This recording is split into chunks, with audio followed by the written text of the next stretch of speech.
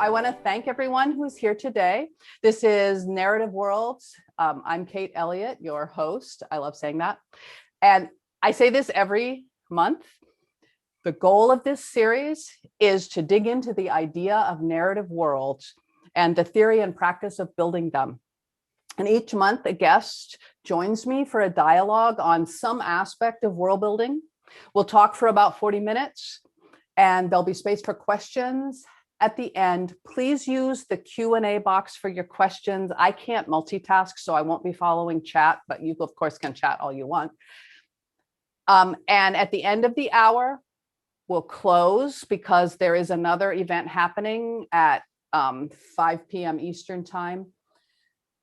And at that time, I'll mention the forthcoming guests. So with that said, I have to give my standard disclaimer. This isn't a goal or a lesson. It's a discussion by professionals about what works for us. So what works, if you get anything from this that's useful for you, that's fantastic. And otherwise, thank you for joining us. And for those of you listening on YouTube later, thank you. I hope you enjoy it. And now, best of all, let me introduce today's fabulous guest. Rebecca Roanhorse joins us from New Mexico. She is the author of Black Sun, an epic fantasy novel, which is a Nebula finalist. She's also written the post-apocalyptic novels, Trail of Lightning and Storm of Locusts.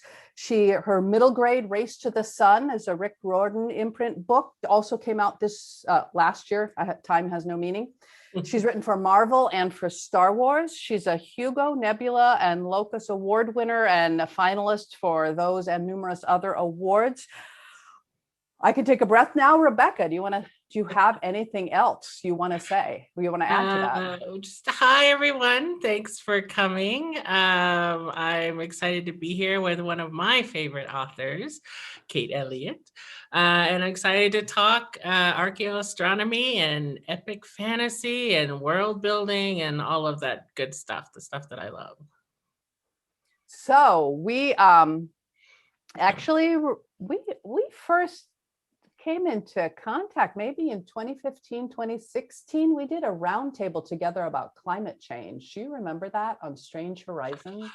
Yes. Oh, wow. I know, right? That was a long time ago. Yeah. So, and then we met at Sirens a year or two. I don't even remember. Again, time has no meaning. But we both have a thing, it turns out, about archaeoastronomy. We did a panel together, a two-person discussion like this on epic fantasy at the San Jose Worldcon. And I noted that this last year, 2020, you had two books with sun in the title, Race to the Sun and Black Sun. And I had a book called Unconquerable Sun come out. So that seems like a good segue into the idea of what is archaeoastronomy? Well, my understanding, at least, and I'm not an expert, I am just an enthusiastic amateur. So it is likely I will get things wrong in this conversation. So, people who actually know what they're talking about, feel free to correct me. I won't take it personally.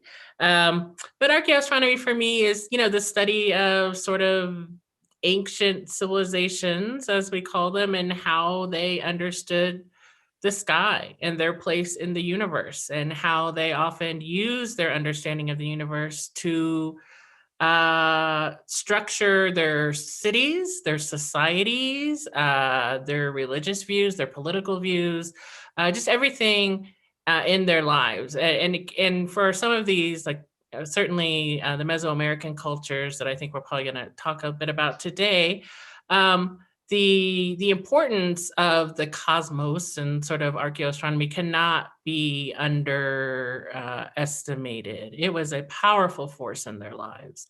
I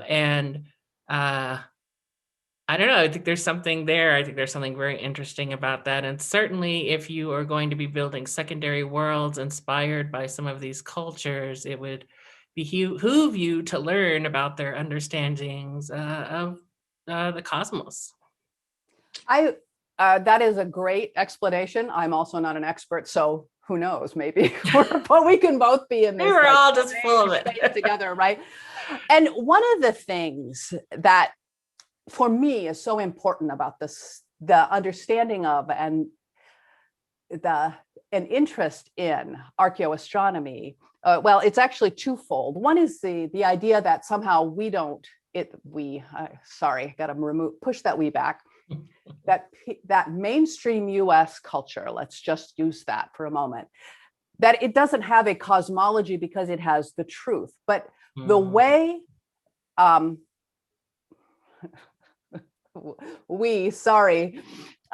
way folks commonly look at it is also a cosmology, even as it is also based on observation, which brings me to my second point, which is that people in the not so ancient and ancient worlds were incredible observers of their natural environment and of the heavens. And sometimes I run into people who think that somehow, no, the Maya couldn't have understood the passages of Venus and its northernmost and southernmost setting, and they couldn't have known the complicated 8-year cycle, because how could they have known that without telescopes? But in fact, they did. And not only did they know it, they built cities around it, right? Yeah, I mean that this idea that somehow people in the past weren't acute observers and weren't intelligent observers is actually a form of a cosmology, right? That somehow things in the past were more primitive and barbaric. And sure, maybe because they didn't have smartphones, I don't know. Smartphones, the measure of our, whatever. But it's important to me, as someone talking to writers, to think about who your people are, as you say, but also that they have an intelligence and an observational quality about their understanding of the world. Yeah, and just a sophistication, I think, that often gets overlooked, particularly, for my interest, which is really the indigenous cultures of the Americas, that often they sort of get styled as primitive or even savage, when we know for a fact that when the Spanish first encountered the Aztecs, they were blown away. They had plumbing, their cities were clean, they were much more sophisticated on a civic, sort of city planning level than the Spanish could even fathom. And so I think a lot of that gets lost purposefully. I think that history gets buried sort of in the pursuit of American exceptionalism, or even manifest destiny, or whatever it is that is used to justify sort of conquest and slaughter. So that's unfortunate, clearly. But one of the things I try to do, and I think one of the exciting things that we can do, particularly in speculative fiction, is try to remedy that, or try to challenge that narrative at least. And whether it be through secondary worlds, like what I'm doing, that are inspired by those cultures, or through the study of the cultures themselves, that can change. History is malleable in that sense, in the sense that it is told by the victors most often. I think we've always heard that. But then often the survivors too have a story to tell. And so, I consider myself sort of a survivor, so to speak, of conquest. And so I try to fit that into all my stories in different ways. It's interesting that you bring up this idea of how we look at history, because even in our own history, there would be different ways to talk about it. You could talk about the survival in the Yucatan Peninsula and in certain areas in Central America for centuries after the Spanish came and after the collapse of the Aztec and the Mexica Empire. Those stories could be written differently. And in fact, they often were written differently. But again, it's a matter of going back and finding those things. Those things are kind of pushed aside. But I'm always reminded of the people who think that, what was that, Eric von Daniken? right? He was like, well, aliens must have come to help the Maya build those pyramids because they couldn't have done it themselves. And there's something so profoundly horrible about that statement, because the Maya were obviously perfectly able to. I've been to the Yucatan, I've been to some of those sites, and they're incredible. They're phenomenal. The site of Uxmal has a palace that's set up, so it's covered with glyphs that represent Venus, and the palace is sited, and I don't have the geometry of this, so that it marks the northernmost, definitely, and the southernmost setting of Venus across its 8-year cycle. I mean, it just blows me away. How can that not be thrilling to anyone who writes science fiction and fantasy? Not necessarily that you would just take the Maya thing and do it, but that you would use that as a springboard to think about how your people in your society think about the sky, their relationship to the heavens, and whatever may control the cosmos and the world around them. Yeah, because I don't think you have to, when we're talking about, inspiration and world building, I don't think you have to, make your world specifically Maya or Mesoamerican or something. Or even, I have this awesome book that I want to talk a little bit about later called about Cahokia. And you can't see it because whoever designed this, whatever, it says Mirror of the Cosmos. And it's all about how the city was planned out, around. They couldn't figure out why the city was laid out at the angle that it was laid out at, and why wasn't it sort of, due north and south when they were laying out all these sophisticated plazas and avenues, and they're like, we don't understand. And this tells you why, because it was following the trajectory of, I don't remember if it was Venus or what they were following, but it was the same sort of concept that their city in and of itself sort of measured time. And so you can use that, I think, that concept, that idea, just like what you're saying, Kate, in any kind of world building, that the thing you're hitting on that's important is that you can. I would hesitate to create a culture, a secondary culture or people, and not take into account their understanding of their place in the universe. Because one of the interesting things too about, for example, Cahokia, if you're not familiar with Cahokia, this book, of course, is great. And this one too, Envisioning Cahokia. I'm busting out on my Cahokia books. Because this is all about like the landscape and how it worked with the landscape. And then actually, I wanted to mention that Annalee Newitz has a new book out called The Four Cities. And one of the four cities that she talks about of the great sort of cities of civilization is Cahokia. Cahokia is outside of St. Louis, Missouri. A lot of people don't know about it or aren't aware that it was one of the great, cities. I've been there. Yay! This is so cool. Anyway, yeah, go on. Yeah, and it just sort of gets buried in American history, and it's so frustrating, right? But it was so amazing, and it was this sort of religious metropolis that drew people from all over. They found, shells from what is now California there. They found, pottery and items as far away as like Central America, and even I think South America there. So, and like the shores of the Great Lakes, they found things that were brought there from there. So it was just this sort of central hub of civilization in its heyday. But it was, we think, probably a religious city. So people would come there on pilgrimages and things like that. And just to touch a little bit on my book, Black Sun, one of the things I tried to do is create a city inspired in part by the concept of a religious city where the characters are drawn by religious pilgrimage.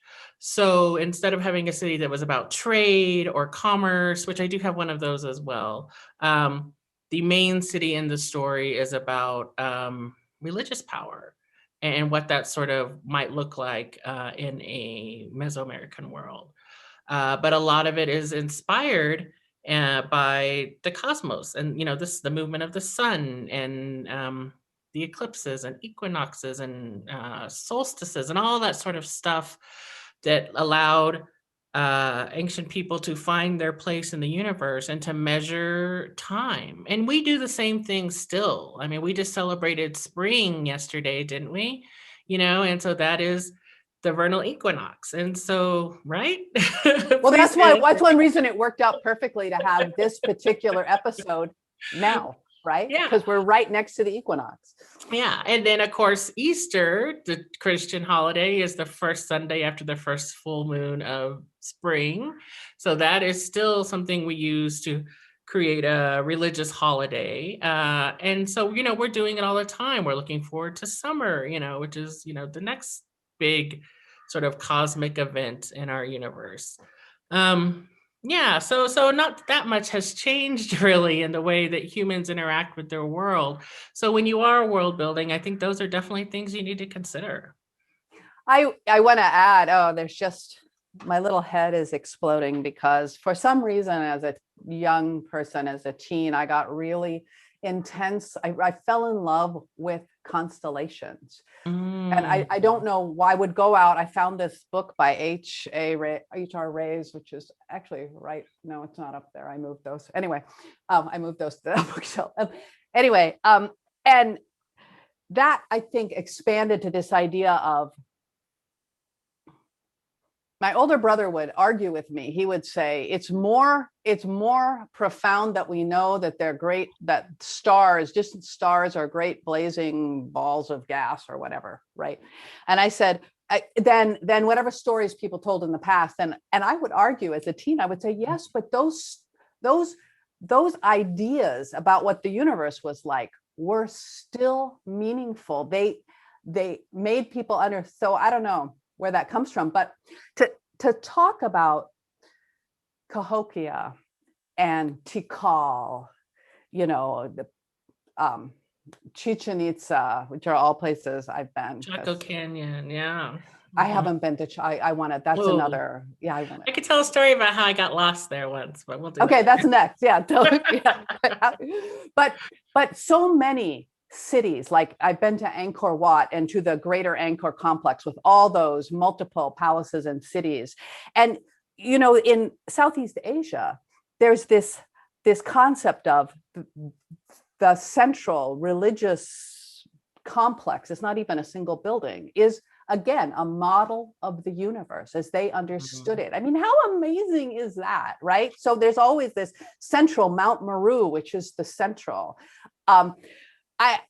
I think this idea of creating these patterns, what to me is a form of how we order ourselves and the universe. The Norse did the same thing by creating the tree that had multiple layers and multiple worlds up and down the tree. The Mesoamericans had a tiered universe as well. And as a writer of speculative fiction, as Rebecca says, these are springboards, not necessarily to copy exactly something you saw, but to think about how your people in your world are going to interact with the heavens, with the water, with the land, and then how that all filters down. Because you do this in Black Sun, it all filters down to how people relate to each other. Right. Because one of the things that you mentioned the idea of this tiered universe. So the tiered universe works in a number of ways, I think, in these pre-Columbian cultures. It is tiered in the sense that the gods live in the heavens, and in the underworld. And then we humans are sort of in this middle part. And we are, I think we suffer slings from both sides, right? We absolutely do. The heavenly gods are sort of against you and the underworld gods are against you, and you're sort of in the middle and you're suffering. So I think that's sort of interesting. But they also tiered their world. It was often, at least for Cahokia, for example, very stratified socially. And so the priests were at the top. They were closest to the heavens. The sort of laborers were at the bottom, and very literally, physically, like in a mound. The priest would live at the top. The laborers would live at the bottom to sustain the mound, to keep the priests at the top. And this was sort of a mirror of the stratification of society. And that's one of the things I do in Black Sun, is that the city of Tova, which is this main religious city that I referred to, I put it in the cliffs. It's a cliff city. It's inspired a little bit by Mesa Verde, a little bit by Machu Picchu, and then just a little bit just my imagination, because I love a cliff city. And as one does. As one does. And so the higher and I stratified the society in a very similar way. The clans at the top of the hierarchy are called Sky Maid. And they believe their ancestors came from the stars and the heavens, and then and the priests are just a little bit above them, and then there is a group in the society called the Dry Earth, and they literally live down in sort of the crevices of the canyons, and they build their homes, sort of into the cliff faces and things like that. So that was really inspired by this idea of the way that the ancestral societies of the Americas sort of built themselves around the cosmos. When I wrote the Crossroads world, which is the most secondary world of my world, by which I mean that it is in no way directly related to any Earth culture. And I say that with a caveat because I don't think any of us can create a society out of whole cloth. We can only create societies for our world out of what we know and what we understand. But there were two things that I wanted to do with the Crossroads world. And this is the trilogy that starts with Spirit Gate, and then Black Wolves is also part of that. It's actually part of, anyway, stop. But there were two things that inspired it. One was someone saying in chat many years ago that a polytheistic religion can't be moral. Yes, I know. So I said immediately, well, I'm going to write a moral, because it could only be monotheistic religions, could be more. I don't know. Oh, well, okay. it was, yeah, you can imagine. And you would be right. And then the other thing I wanted to do was to write a story, a riff off that passage in the Torah, not the Torah, in the Tanakh, where the people, so it's the time of Judges, which is a somewhat more equitable time, but there is no king among the people, among the Israelites or the people who live, that is the Hebrews.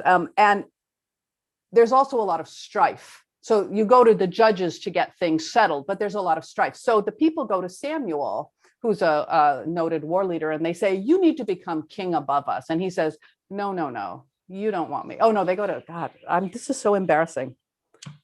I've just lost my point. Anyway, they go to Elijah, the prophet. I'm really doing this badly today. Anyway, they go to the prophet and they say, we want a king. Just ignore me. Oh my God, I'm so embarrassed. They go to some guy. They go to the prophet and they say, we need a king. And he's like, no, you don't. You don't want a king. And they're like, yes, we need a king. And he says, you don't want a king. A king is going to be bad for you. But they insist. And so this goes back and forth a long time. And then he finally tells them all the reasons why it's bad. And then they keep insisting. And so then he says, okay, Samuel can be king, but you're going to regret this. And of course, in the end, everybody does, because it creates more hierarchy. Because the only king, the only monarch you should have would be God, right? So that's the idea. And I wanted to do a riff on this idea of this added level of hierarchy. So when I created the main landscape for that world, the 100, what I thought of it is 100 cities and towns, or maybe 1,000 cities and towns spread across this one landscape, protected by mountain ranges and the sea. And that the polytheistic religion was a network spread through the land, and that the people it wasn't that there weren't hierarchies, and it wasn't that there weren't problems, but that the temples and the way people interacted, that you would spend a year or two being part of working for one of the temples, and there were 7 different gods. So you would dedicate yourself to one, and you would have that affiliation for the rest of your life. But that these temples were a network that helped the life of the people. So they were engaged directly, constantly with the life of the people. And that was kind of my understanding of how I created a cosmology, as this idea of a network of connections that would help people. And then, of course, someone comes from the outside with a different idea of what would be the most orderly way to run things. And that's that story. Oh, yeah. Where you have that collision of cosmologies. So that's a way as a writer to think about how cosmology is a driver of plot. Yeah, absolutely. So, well, I mean, and you do that with Black Sun. Obviously, archaeoastronomy is a literal driver of the plot. Yes. So in Black Sun, you learn very early, because there is a little countdown at the beginning of each chapter. There is. That we are all moving towards the convergence. So if you're not familiar with Black Sun, just very quickly, it's from 4 different point of views, 3 primary ones, and one that comes in a little later in the book. And so you're not sure how all these people connect, but they start to connect as the book goes along. And we know that the countdown is running and that they will all collide cosmically, sorry, on what I call the convergence.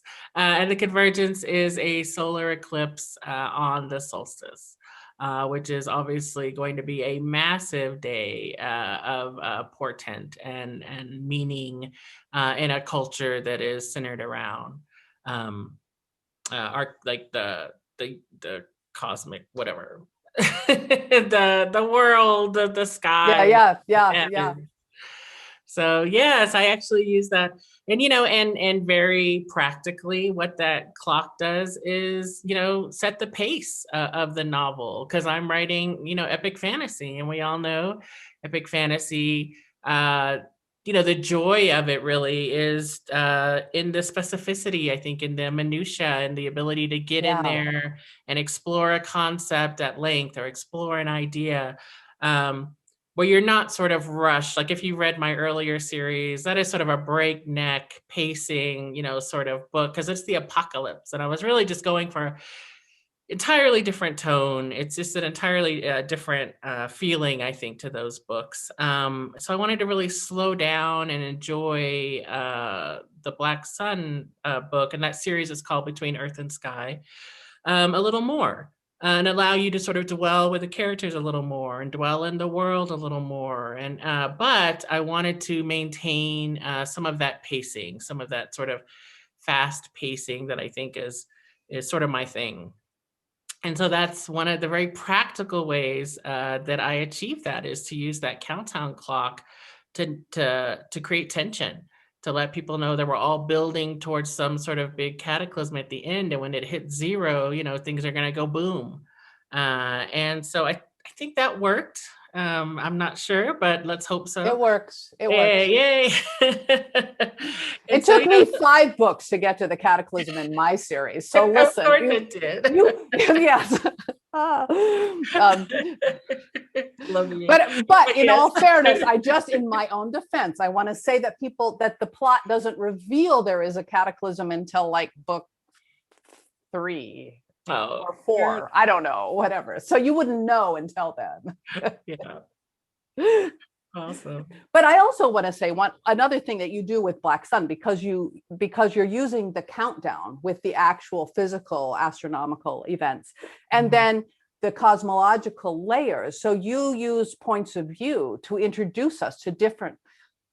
I mean, it's one large connected set of cultures and different places. They're not all the same. People aren't all like in one land, but you bring those together, and then we're able to see these different layers because you bring these different perspectives in as we move towards our point. Yeah, and absolutely. I really wanted to get at the diversity of the cultures as well. And that's another thing I think that people think Indigenous cultures are sort of monolithic, or they all were the same, or they all believe the same thing, or they still are and were incredibly varied.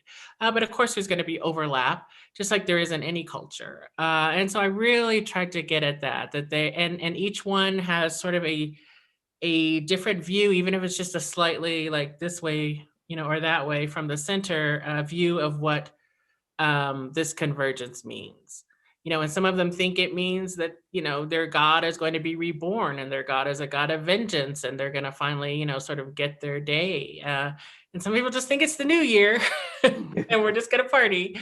And then, some people, know that it bodes ill, but they have no idea, why. They just know, an eclipse, that's bad news. And for some people, it's a chance to reinforce or grab power.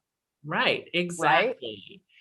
So you can use all of those sort of things. And I think the different perspectives, that's again, another reason I think epic fantasy is so much fun, both to read and to write, is that you can bring all those sort of different perspectives together and let them sort of play off each other and create, tension, but create, I guess just like meat for your plot. Yeah. Yeah, which is a lot of fun.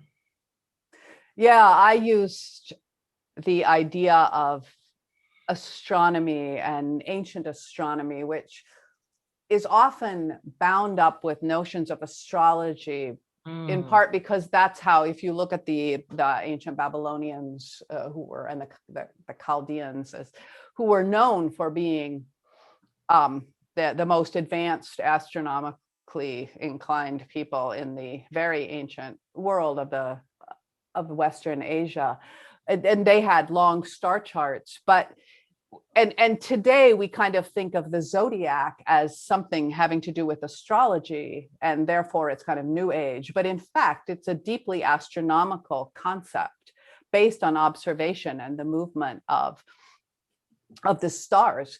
And I use that in Crown of Stars, in which this idea of the henges and the stone circles and these stone alignments, which were in fact often aligned to solar and lunar alignments. And you see this throughout Europe. That in my case, I decided that what if the magic in this world was literally that you could weave the stars through these stone circles and stone alignments and do things with that, create a great spell or move long distances.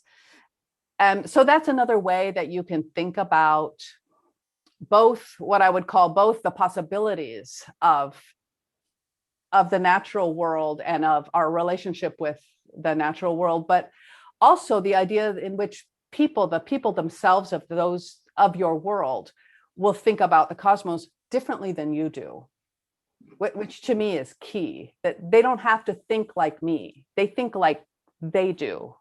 Yeah. And I think that's often one of the most difficult things to do in your writing, is to get out of your own biases and prejudices and presupposed notions, sort of like what you were saying before, someone who said you can only be moral in a monolithic or a monotheistic. Monotheistic culture. Like, wow. I know. Like in the scope and breadth of world history, and that's what you come up with, so clearly you need to step a little bit out of your bias. I wanted to show this. I don't think I can. I don't think it's going to show up. Well, yeah, you can see a little bit. See those logs, those vertical logs. Oh, yeah. Yeah, at Cahokia, they have Woodhenge. Yeah.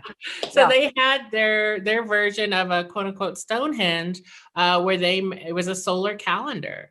And that's how they, formed their planting seasons, and they knew when things were going to happen, and they, measured all that. And so that was happening right here in the Americas as well. And another thing I wanted to mention about astrology, the Aztec calendar is like astrology gone wild, right? So in Aztec or Mexica culture, as you said, like when you're born on a specific day. Everybody knows what the Aztec calendar looks like, right? It's that very awesome round calendar with the face in the middle. I wish I'd thought to bring a slide, but I didn't. Look it up. If you don't know, look it up. I have it somewhere, but I'd have to go downstairs. I'm sure it's I have the different codex, which are basically the Aztec what was saved of their writings. The Spanish, of course, tried to destroy them all, but some were saved. So I don't know if I have it handy. I have Somewhere. Mesoamerican writing systems on the shelf back there, but I Oh, don't know how to have. Anyway, it's a circle, and it Yes. has and their calendrical system in Mesoamerica was complex because there were two calendrical systems, and they interacted, and it's like amazing. But these are things that anyone watching this who's intrigued by this. I also use two calendrical systems in Crown of Stars. Oh, did you? I need to read it, don't I? Terribly behind. Well, the so-called elves are actually from Mesoamerica. Oh. They're not elves. They're anyway, it's a long story. It's a very long story, but they do use the sense of this, actually that same thing where it comes to that point where the new world, the five worlds, everything comes to the point and then a new world begins again, that Mesoamerican concept. Yeah. So it's yeah, well, just finish my thought before I got distracted by book. Sorry. Oh, shiny pictures. Just the idea of astrology, and yes, we definitely sort of consider it sort of new age, but it's certainly probably the oldest, one of the oldest ways that humans have tried to determine like their destinies is by looking at the stars and reading something there that means something on your birth date. And the Aztecs did it too. And the Chinese culture has talk about Sister's Days. In India, people would create charts to see who would be good marriage partner. I mean, it's anywhere people look at the stars and think what they do, there's a lot of this going on. Yeah, so it's actually very interesting, I think, to see those sort of carryovers, those themes throughout human history, and then sort of bring those into your story rather than assuming that they don't matter and because they're too new age or they're not part of like ancient cultural thinking or something. It goes back to that thing you said early on about sophistication. Is that if there's sometimes I see this idea that if people don't think exactly like modern Americans, so-called rationalism, because I see a lot of irrationalism all the time in the US right now, but that somehow that people weren't sophisticated thinkers. But human beings have always been sophisticated thinkers. Everything we have, us talking across this great distance, is based on this foundation of constant discoveries and inventions and innovation and brilliant thought process. And so we're standing on our ancestors, right? We're not here without them. And their sophisticated thinking brings us to where we are now. Yeah. Perhaps if we could only hope to be, I always feel like I can only hope to be as sophisticated a thinker as, the people in the past. Right. Yeah, agreed. And and it's interesting. I think it's very cyclical because they, I'm sure, considered themselves sophisticated thinkers standing on the shoulders of their ancestors. Yeah.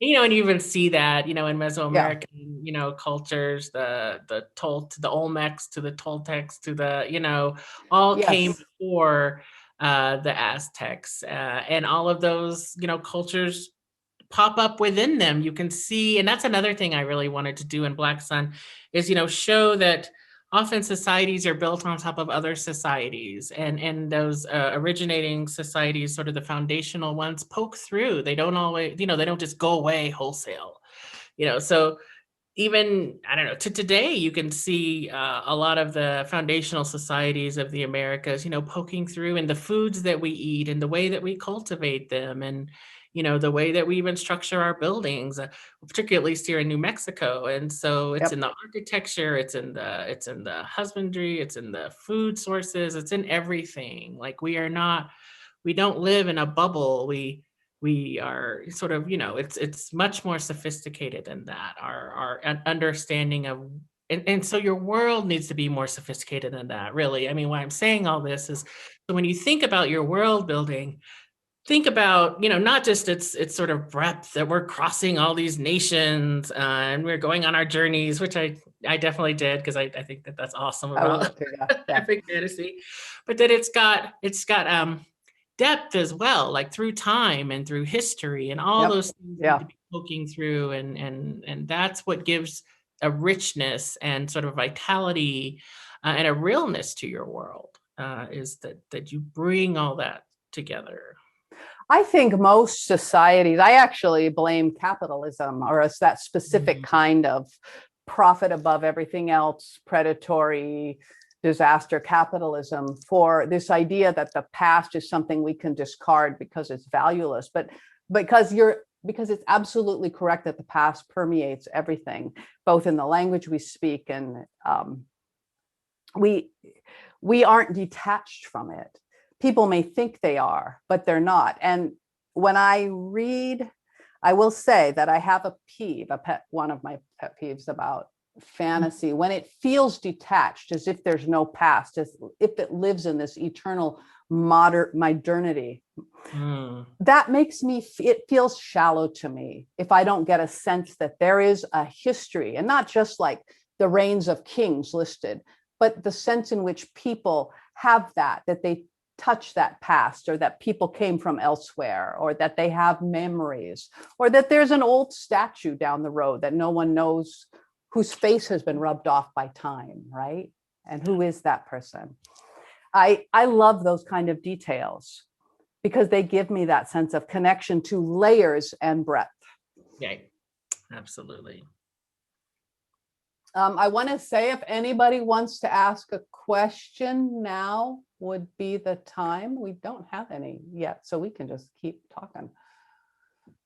Excellent. Sorry, I'm a little bit, I'm drinking bubbly water. This is my TMI, but like a little bit nauseous today, and I'm drinking bubbly water, and now I'm just like burp, burp, burp. So, listen, you didn't make the terrible mistake I made with retelling that story from you're fine. Judges, and I'm never going to live that down. I'm never going to live that down. Can I tell a little story about a collection? It was a book that came out, I'm not going to give a name, by a well-regarded writer. And it was set in an archipelago, and an outsider has come. I think it was a set of linked short stories or longer stories. And an outsider came to study the winds and the currents. So they were and it was as if they were coming from an academic institution somewhere far away. So they were like a Westerner coming to this thing. And the first thing they did was they talked to a few of the locals, but the locals just had these weird stories they told, and they were ridiculous superstition. And then they went on, and I closed the book. I'm about 20 pages into the book. And at that point I closed it and I said, I'm done. Yeah. Because I paddle outrigger canoes. And let me tell you something. It's the locals who know the winds and the currents better than anyone, because they're out in them. You know, I've gone across the channel from Molokai to Oahu in a race with an escort boat, right? And they know, well, we're going to move over. We're going to cut close. We're going to go south because the current's running south today. You know, the winds are, but then someone else is going to try farther north because they think the winds are going to help them there. And just all this, and the coach saying, oh, now we're reaching the point where the elevation is starting to come up, so we're going to get these conditions. And sure enough, because they know that. And so think about who knows what, and don't give value to a specific kind of knowledge that in our society is kind of considered the pinnacle of knowledge. Think about what the people living down in the cliffs, right? What they know that the sky made don't know. Right. Yeah, exactly. I love and that. then add that to the other elements of capitalism and colonialism and imperialism, and just shift that. Again, it's about rethinking our own assumptions as we try to create a world. You can never get away. I'm always going to write from my perspective, and it's always going to be limited, right? Because of me, it's going to be limited to me, but I can try to expand that by reading, by experiencing, by various ways, by trying to open my mind. And I think you can engage different perspectives as well. Like one of the things I tried to do in Black Sun is, sure, I have an opinion as an author, but let my characters have various opinions. They don't all have to agree Yes. with me either.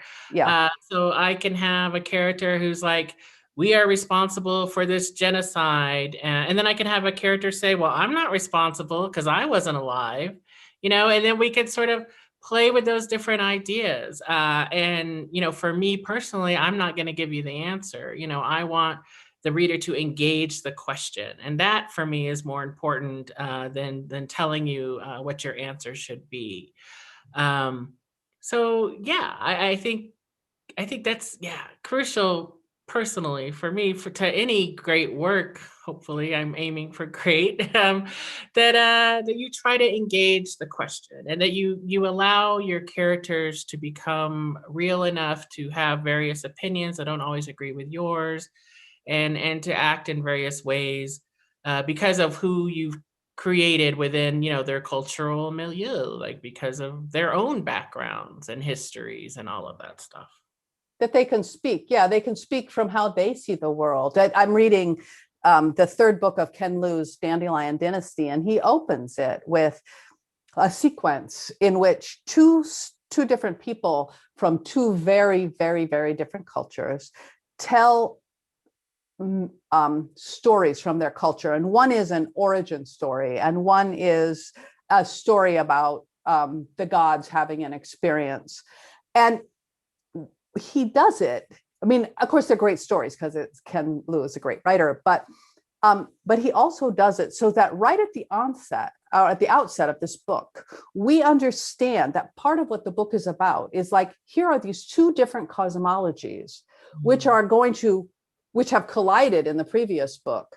And now in this book, we're going to see where can they go from here? Are they always going to collide? Are there going to be places where they start to understand each other, start to intertwine, start to create something that in 1,000 years will be seen as, the great thing about time is things that were opposed 1,000 years ago can be seen 500 years after that might have become a single thing. I mean, we don't know. And so that variety of understanding and of opinion is so vital to getting that big canvas. Yeah, absolutely. Cool. No one has questions? I know, I can't believe somebody has to ask a question. People are like, Archaeoastronomy, what the hell is that? They're either stunned by our brilliance or not. So we'll never know. But they've all walked away. Do you have any other specific things? We have 10 minutes left, and I know that we can, and I'm happy to go on and on. But do you have anything specific that you were hoping to mention? No, I guess one other thing I was just going to note that I think is sort of interesting is this concept that often what sort of the ancient Mesoamerican civilizations were doing when they were ordering their cities, according to sort of the movement of the planets and the stars and all of that, was looking to create order from chaos, which I think was sort of interesting. So if you live in this world, this human world of chaos, where people just die and things just happen, and you have very little control. And you think the gods are acting against you or for you, or this sort of thing.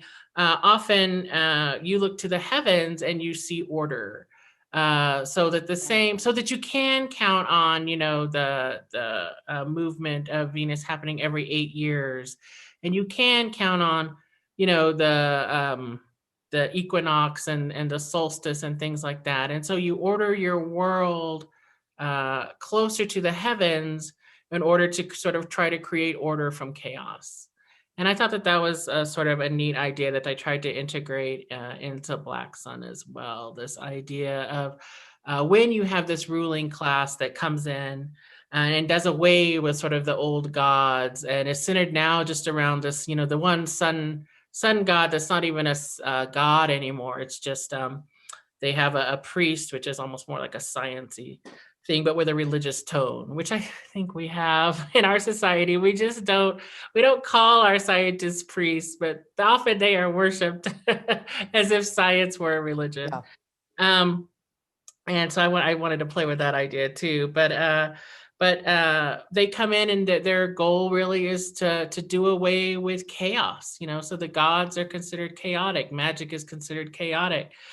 Sort of the world of humans is considered chaotic, so that they're going to impose order on it by modeling the world after the heavens. There's a level of trust there too. We can trust that the stars will come back on the pattern we know. That's a wonderful insight. And it's interesting because I'm not an expert on this, but in the medieval Middle Ages, among Christian scholars, there was a lot of talk about free will and how the stars don't have free will because they are regular. So free will is often this terrible thing. For this, you can act out, right? Badly act out. And it's also this sense of, in Mesopotamia, of course, the oldest Mesopotamia, Enuma Elish and the Bereshit, Genesis, start with chaos, the formless waters. God doesn't create the universe from nothing. Right. Creates order out of the formless waters, which is not quite the same, but it's related, I think. This idea that we need order, or will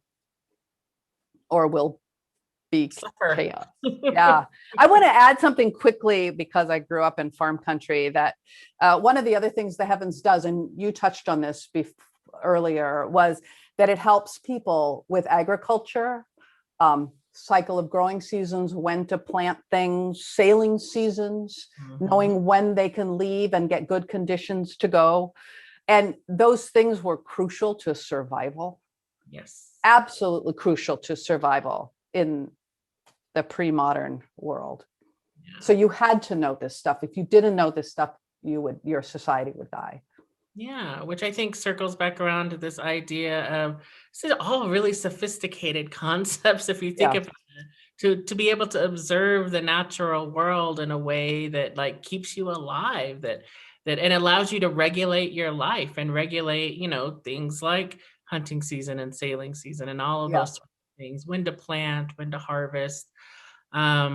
It's pretty smart. Yeah, well, I couldn't do it now.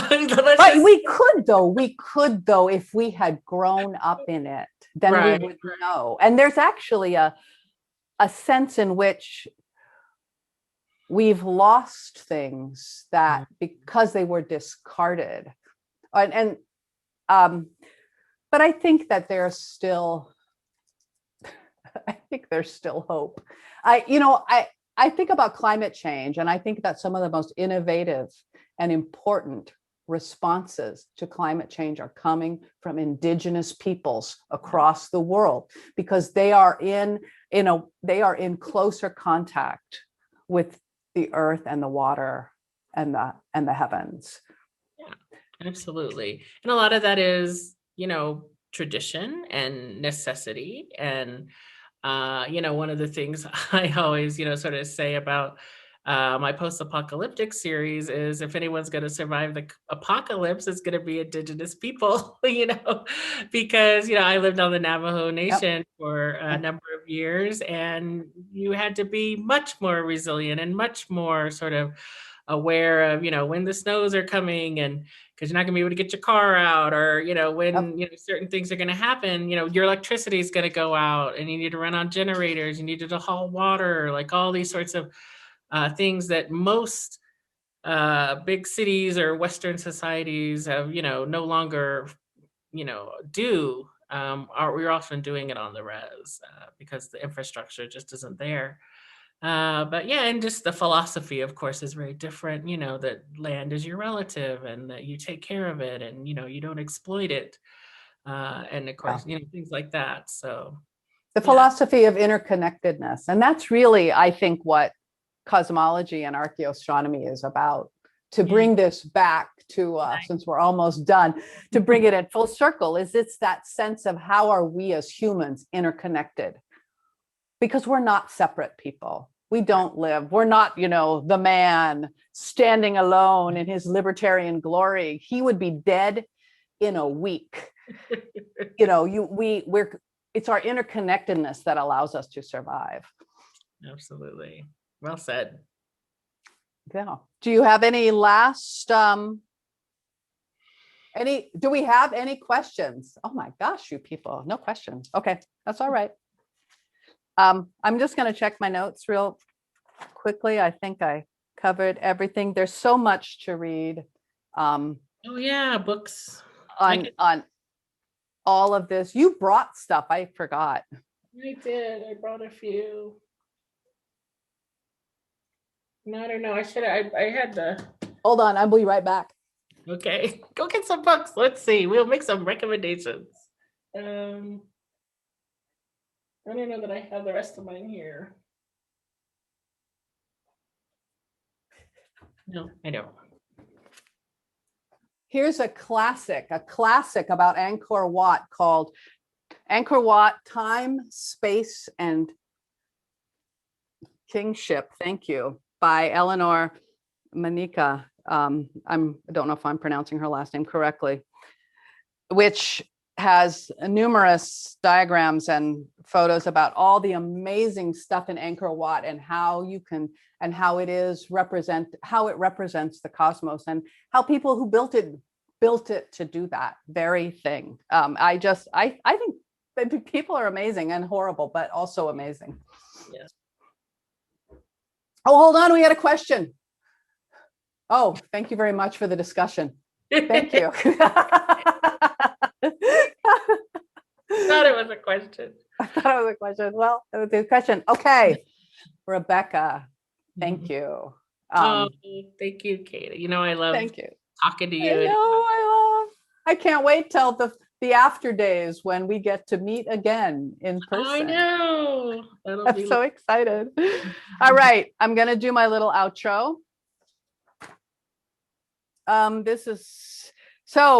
Thank you for being here. Those of you who were here live and any of you who are watching this on the YouTube channel. I want to thank Nathan Lucas again for being our behind the scenes troubleshooter and room monitor. I want to thank SFWA for the platform, which they kindly have put on the Nebula Conference. What is coming up next month in April, Nyla Magruder will be talking about who's an illustrator and a writer, will be using how to use details to create background.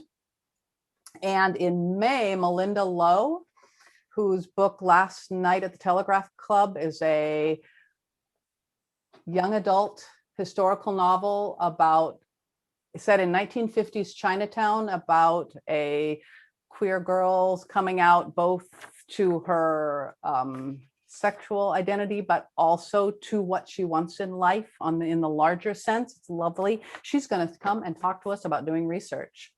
And it's going to be, I'm going to learn a lot, actually. I'm excited. I think that's it. Thank you again, Rebecca. Thanks to everyone who was here listening, and I'll see you next month.